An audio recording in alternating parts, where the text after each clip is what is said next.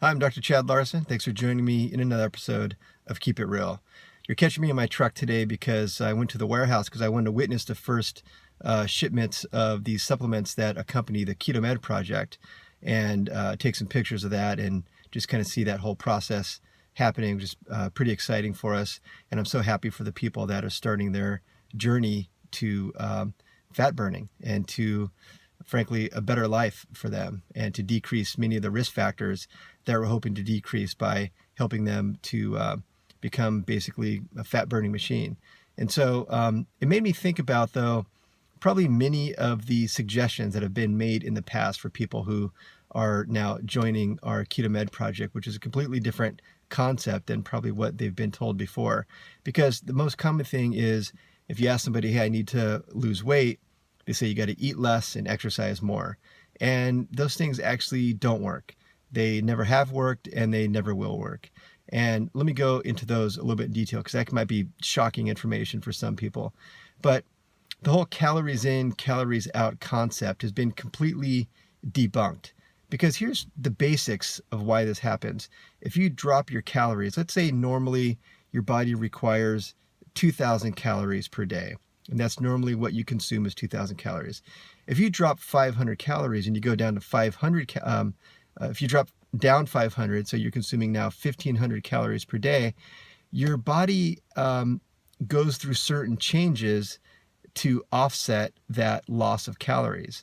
Basically what happens is your hunger hormones go up, things like insulin and leptin, insulin and ghrelin go up.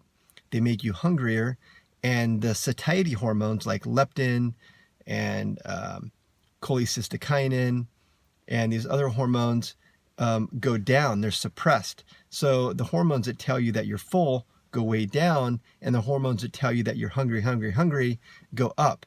And so what a person has to do that drops 500 calories or 1,000 calories or anyhow hundreds of calories per day, it's going to be very difficult. They have to try to white knuckle through that process because their hunger hormones, which you can only fight those hormones for so long before they're going to win. They just are. This part of the brain, which is kind of the executive of the brain called the prefrontal cortex, it's like the boss of the brain.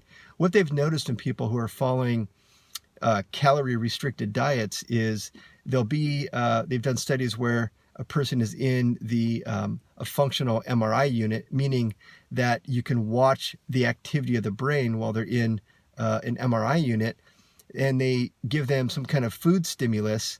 And what they see is if they're in a calorie restricted state, all the emotional and cognitive sort of parts of the brain really light up, and the prefrontal cortex goes down. The boss goes to sleep. What the brain is saying is, I don't care what the boss is saying. I'm not going to listen to the boss. That food's kind of trigger that I just heard or smelled or saw, I'm excited about that and I want to eat. So food awareness just becomes really, really acute in these calorie restricted kind of protocols, and they're just absolutely not sustainable. And then when it comes to exercise, I'm a big fan of exercising. Exercise is something that I regularly recommend to patients. There's a very long list of lots and lots of fantastic benefits from exercise. But when it comes specifically to fat burning, this may be shocking and a little bit surprising to some people, but exercise is actually not a great way to instigate fat burning in the system. So again, the old concept of eating less and exercise more is not the best way to improve fat burning. Fat burning needs to happen from decisions that are made in the kitchen, not the gym. Lots of other good reasons to exercise. I don't want to talk people out of exercise, but for fat burning in particular, here's what happens. If you go and do a bunch of cardio workout, let's say you burn 500 calories during your workout, what's going to happen is now you're in that 500 calorie deficit.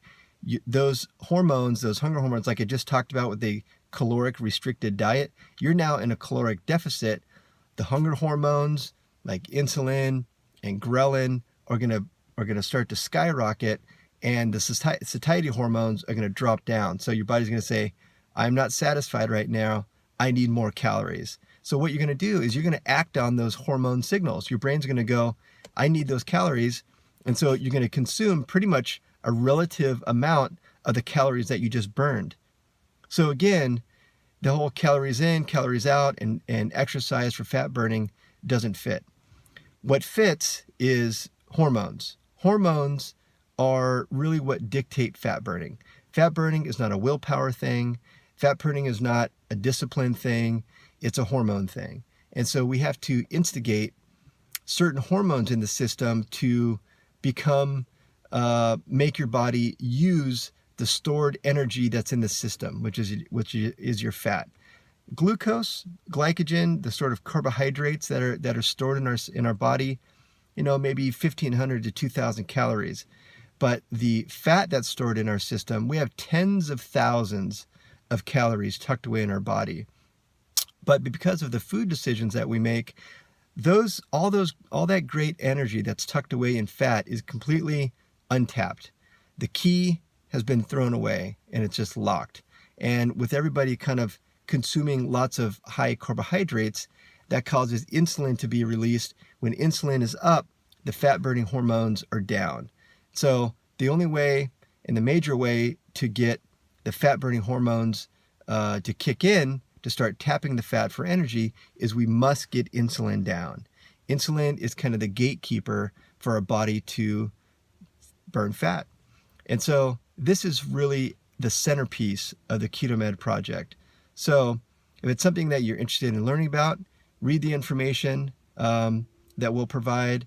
And if it's something that seems like a fit for you, if it's something that you've been frustrated with advice in the past that really hasn't worked, it hasn't been sustainable, it's something that just is just not right, where people have said, you just don't have the willpower to do this, or you don't want it bad enough, none of that's true. It's a hormonal thing. And once we shift the hormones, the fat just starts getting burned. There's lots of great research on this. We've done it clinically for many, many years.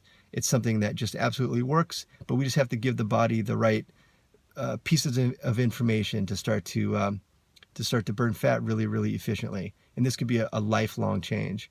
So if that sounds interesting, check out the information on the KetoMed project. Until then, keep it real.